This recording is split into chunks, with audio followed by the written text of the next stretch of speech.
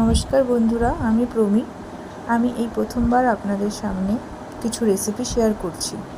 চিংড়ি মাছ দিয়ে কচুলতি জানি আপনারা আগেও খেয়েছেন, কিন্তু আমি প্রথমবার বানাচ্ছি, তাই ভাবলাম আপনাদের সাথে শেয়ার করি। তো প্রথমে কচুলতিগুলোকে ভালো করে কেটে ধুয়ে নিলাম। তারপর চিংড়ি মাছগুলোকে ভালো করে কেটে ধুয়ে তাতে একটু নুন হলুদ মাখিয়ে রাখলাম। তারপর কড়াইতে গরম জল বসিয়ে কচুলতিগুলোকে ভালো করে সেদ্ধ করে নিলাম।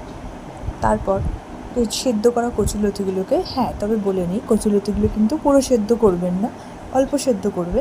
তাতে কি হয়, কচুলতিটা পুরো ঘ্যাট হয়ে যায় না, যেটা আমার ভালো লাগে না খেতে। হয়তো আপনাদের ভালো লাগে, যার ভালো লাগে সে তার মতন করেই সেদ্ধ করে নেবেন। তো আমি কচুলতিগুলোকে সেদ্ধ করে নিয়েছি। তারপর কড়াইতে তেল দিয়ে চিংড়ি মাছগুলোকে ভালো করে ভেজে তুলে নিলাম। চিংড়ি মাছগুলোও কিন্তু খুব বেশি ভাজবেন না, তাতে করে চিংড়ি মাছ একটু ছিবড়া টাইপের হয়ে যায়, ভালো লাগে না খেতে।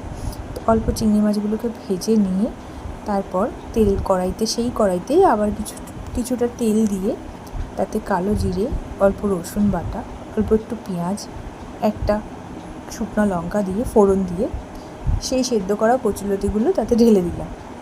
ঢেলে ভালো করে নাড়িয়ে চাড়িয়ে একটু ভাজা ভাজা হতেই এর মাঝখানে আমি আলাদা করে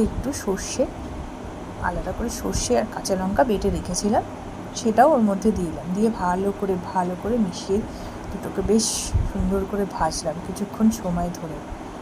কচু জিনিস তো, তবে একটু চিংড়ি মাছ পড়লে তো ভালোই লাগে, একটু ঝাল ঝাল হলেও ভালো লাগে, তাই বেশ কয়েকটা কাঁচা লঙ্কাও চিড়ে দিলাম। কাঁচা লঙ্কা চিড়ে দেওয়ার পরে আপনি নুন একটু হলুদ দিয়ে ভালো করে নুনটা দেখে নেবেন আপনাদের স্বাদ অনুযায়ী।